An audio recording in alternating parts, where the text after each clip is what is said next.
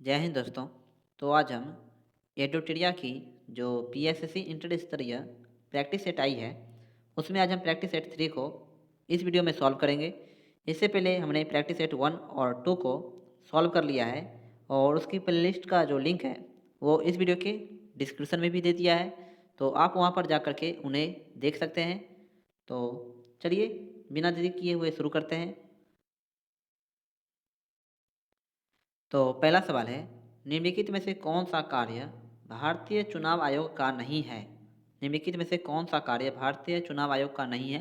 तो option A, पंचायतों का चुनाव कराना। और कौन कौन सा कार्य है? तो निर्वाचन क्षेत्रों का परिसीमन, मतदाता सूची तैयार करना और राजनीतिक दलों का पंजीकरण। अगला सवाल है, संविधान द्वारा विधि के परिरक्षण, संरक्षण और प्रतिरक्षण का शपथ ग्रहण करते हैं। ऑप्शन बी, राष्ट्रपति संविधान और विधि के परीक्षण, संरक्षण और प्रतिरक्षण का शपथ ग्रहण करते हैं, तो राष्ट्रपति। अगला सवाल है, 73वां संविधान संशोधन कब लागू हुआ? 73वां संविधान संशोधन जो है वो कब लागू हुआ? तो ऑप्शन सी, 24 अप्रैल 1993 ईस्वी में। 24 अप्रैल 1993 ईस्वी में।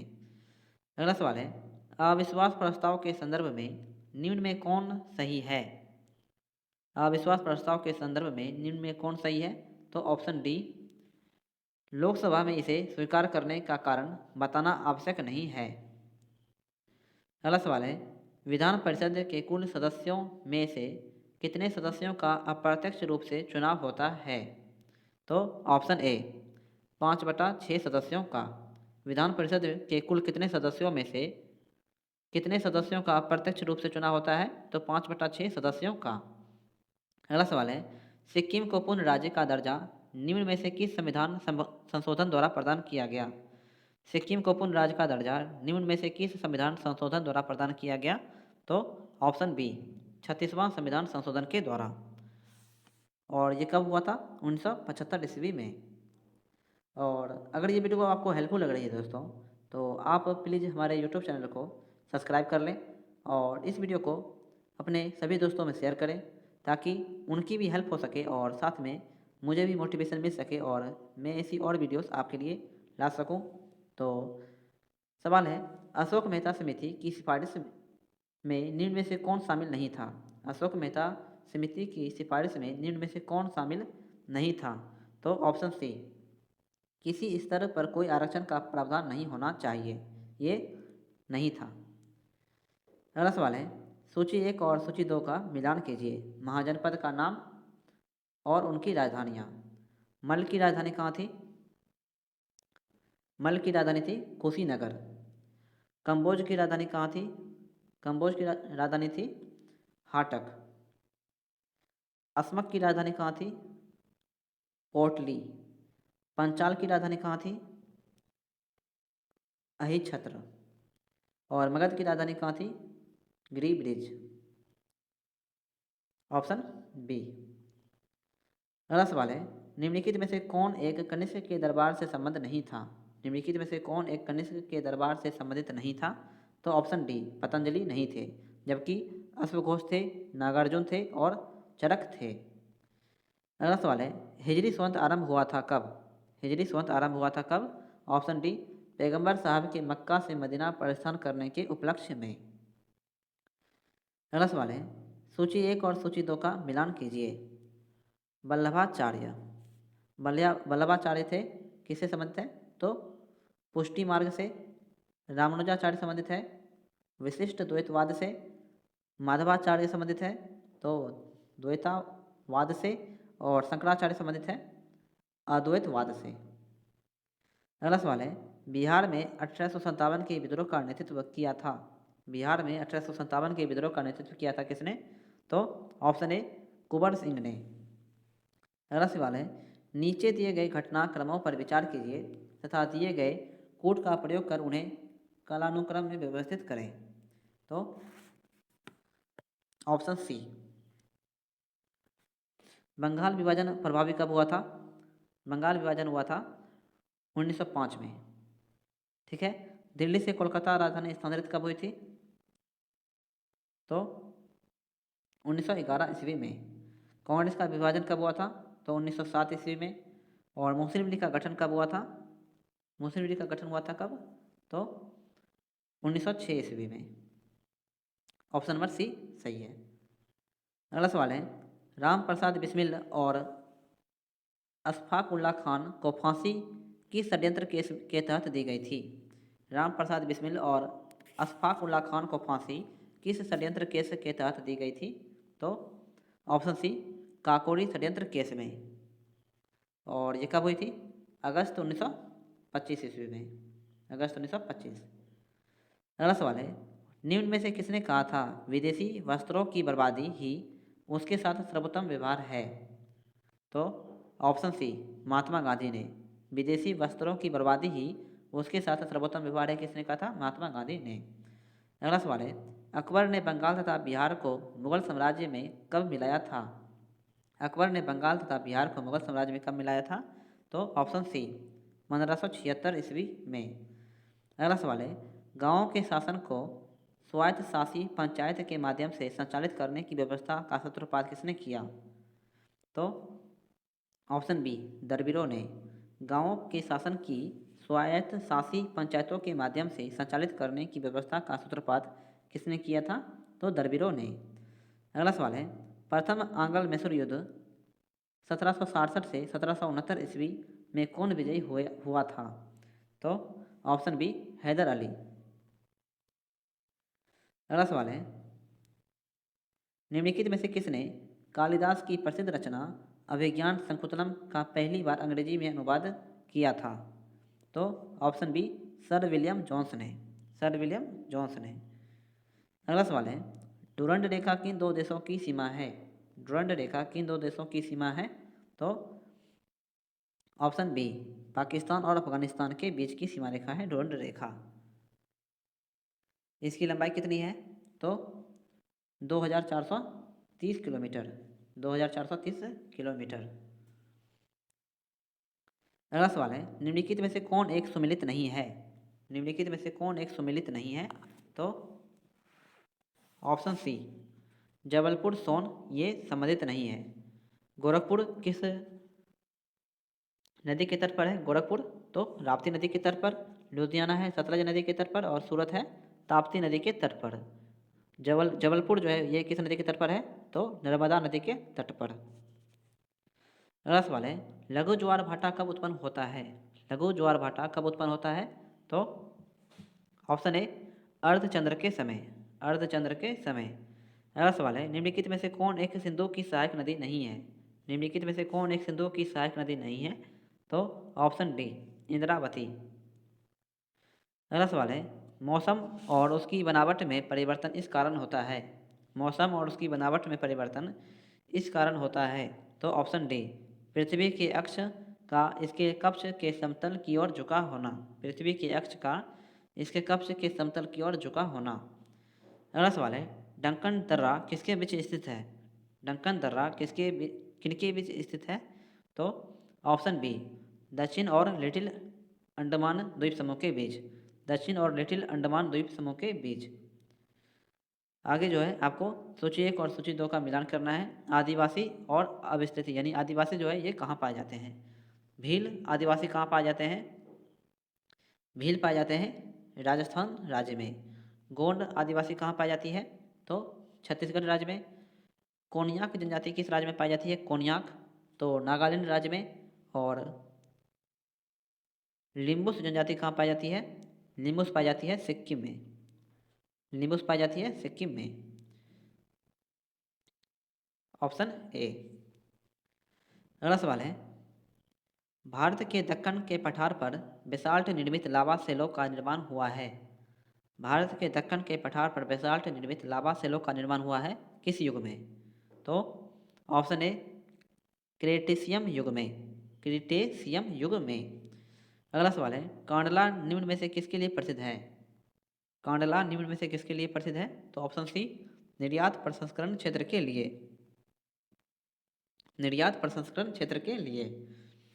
अगला सवाल है, गन्ने के उचित और पारिश्रमिक मूल्य निम्नलिखित में से कौन सा संगठन अनुमोदित करता है?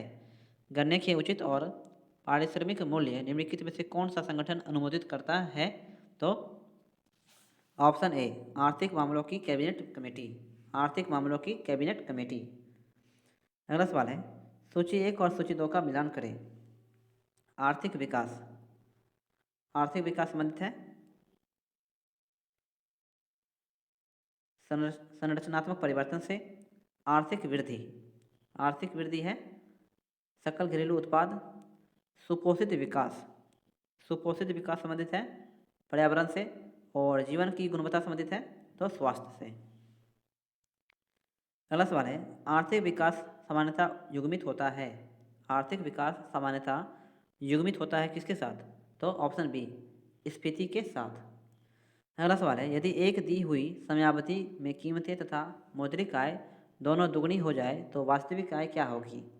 यदि एक दी हुई समयावधि में कीमतें तथा मौद्रिक आय दोनों दुगनी हो जाए तो वास्तविक आय क्या होगी?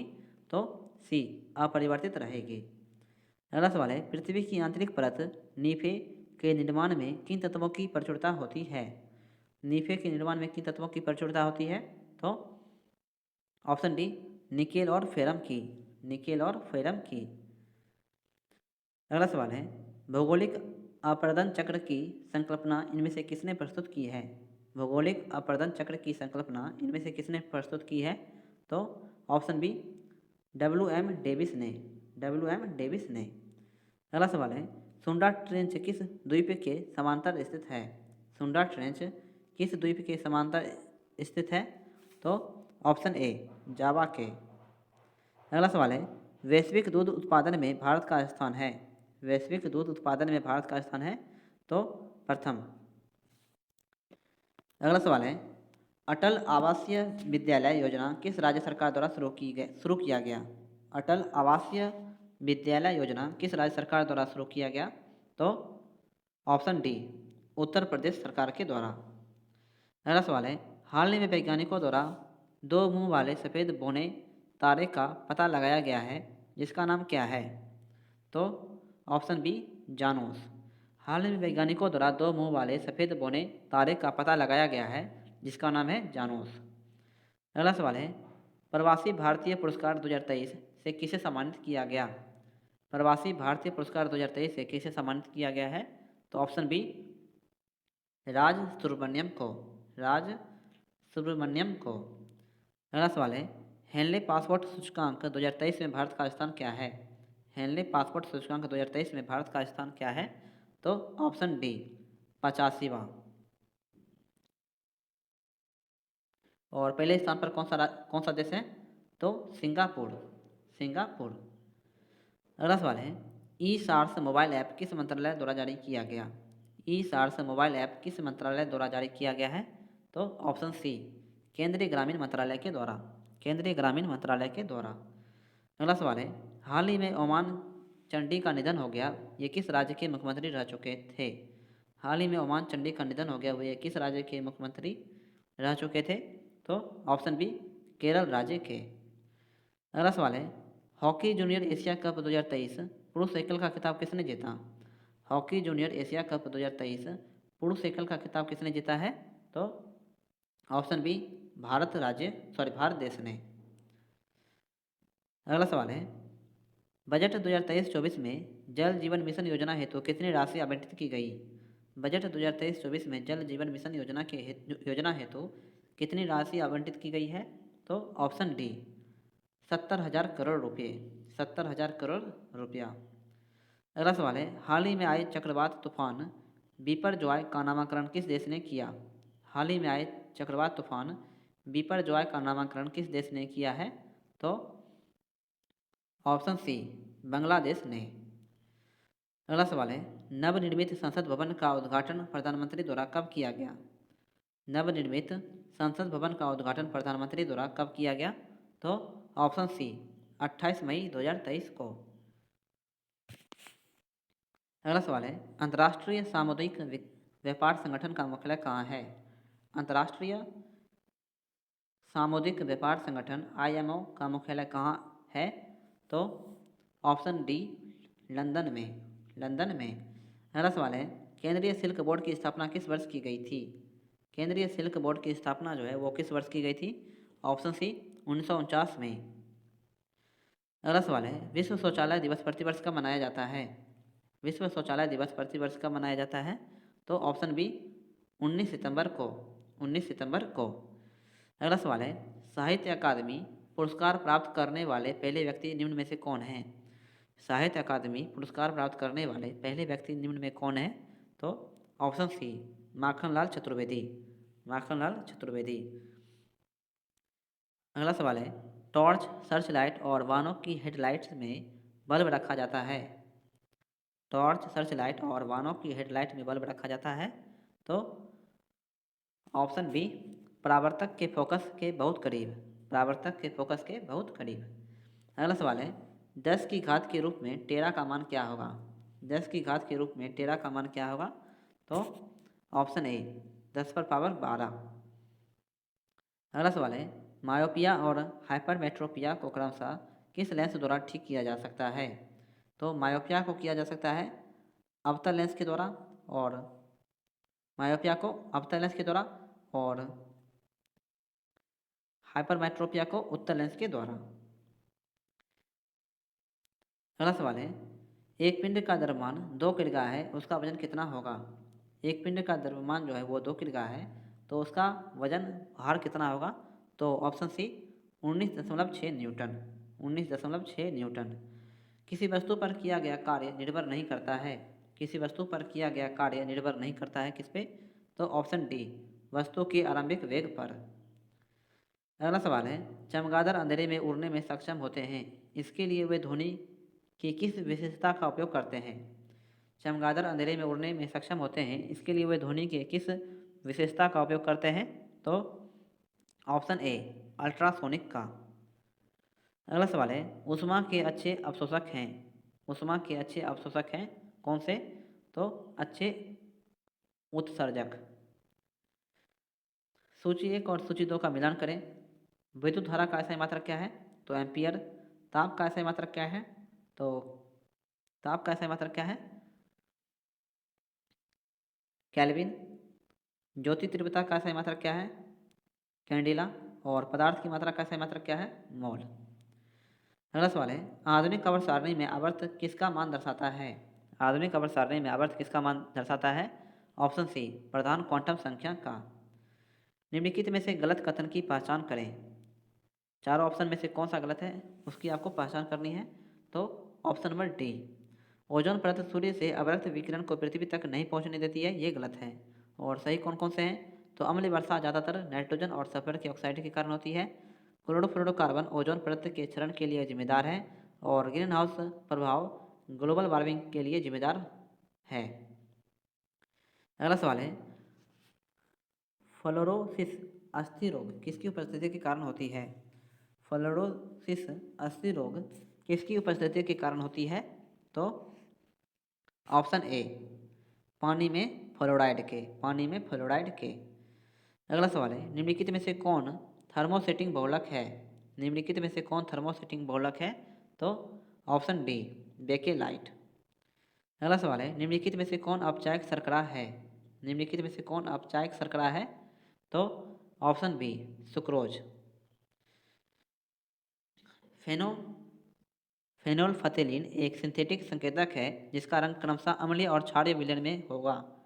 तो अम्लीय माध्यम में क्या होगा सबसे पहले? तो अम्लीय माध्यम में रंगीन और क्षारीय माध्यम में गुलाबी। अगला सवाल है, गर्म पानी में चीनी घोलकर चीनी को चाशनी बनाई गई, ठंडा होने पर चीनी के क्रिस्टल अलग हो गए, यह इंगित करता है क्या? तो ऑप्शन ए भौतिक परिवर्तन जिसे उल्टा किया जा सकता है। अगला सवाल है, वे तत्व जो ऊष्मा तथा विद्युत का चालन नहीं करते हैं कहलाते हैं। वे तत्व जो ऊष्मा तथा विद्युत का चालन नहीं करते हैं क्या कहलाते हैं? तो ऑप्शन डी अधातु। अगला सवाल है, दो नोड्स के बीच मौजूद तने के हिस्से को कहा जाता है। दो नोड्स के बीच मौजूद तने के हिस्से को कहा जाता है क्या? तो option B internode. Internode. Jute पौधे के किस भाग से प्राप्त होता है? जूट जो है वो पौधे के किस भाग से प्राप्त होता है? तो ऑप्शन सी तना से। अगला सवाल है, बीज और फल किसके द्वारा बनते हैं? बीज और फल जो है वो किसके द्वारा बनते हैं? तो ऑप्शन ए, अंडाशय से फल बनते हैं और बीजांड से बीज बनते हैं। अंडाशय से फल बनते हैं और बीजांड से बीज बनते हैं। अगला सवाल है, ब्रेड में छिद्र किस गैस के निकलने से बनते हैं? ब्रेड में छिद्र किस गैस के निकलने से बनते हैं? तो option C, carbon dioxide gas के। अगला सवाल है, कोशिका झिल्ली के निर्माण के लिए आवश्यक प्रोटीन और लिपिड किसके द्वारा निर्मित होते हैं? कोशिका झिल्ली के निर्माण के लिए आवश्यक प्रोटीन और लिपिड किसके द्वारा निर्मित होते हैं? तो ऑप्शन ए, एंडोप्लाज्मिक रेटिकुलम के द्वारा। अगला सवाल है, HIV एड्स रोग नहीं फैलता है? HIV एड्स रोग नहीं फैलता है? तो ऑप्शन ए, मच्छर के काटने से। अगला सवाल है, निम्नलिखित में से कौन सा रोग प्रोटोजोआ द्वारा होता है? निम्नलिखित में से कौन सा रोग प्रोटोजोआ द्वारा होता है? तो ऑप्शन ए, मलेरिया। निम्नलिखित में से किस विटामिन का निर्माण हमारे शरीर में नहीं होता है? निम्नलिखित में से किस विटामिन का निर्माण जो है वो हमारे शरीर में नहीं होता है? तो ऑप्शन ए, विटामिन ए का। और डी, के और विटामिन B12 का हमारे शरीर में निर्माण होता है। अगला सवाल है, थायराइड ग्रंथि में थायरॉक्सिन स्रावित करने के लिए उत्तेजित करने वाला हार्मोन कौन सा है? तो ऑप्शन ए, TSH। थायराइड ग्रंथि से थायरॉक्सिन स्रावित करने के लिए उत्तेजित करने वाली हार्मोन कौन सा है? TSH। तो आज की वीडियो दोस्तों यहीं पे समाप्त करते हैं, और अगर ये वीडियो आपको हेल्पफुल लगी हो तो प्लीज़ आप जो है हमारे यूट्यूब चैनल को सब्सक्राइब कर लें और इस वीडियो को लाइक करें और अपने सभी दोस्तों में शेयर करें। मिलते हैं एक नई वीडियो के साथ अगले वीडियो में, तब तक के लिए जय हिंद, जय भारत।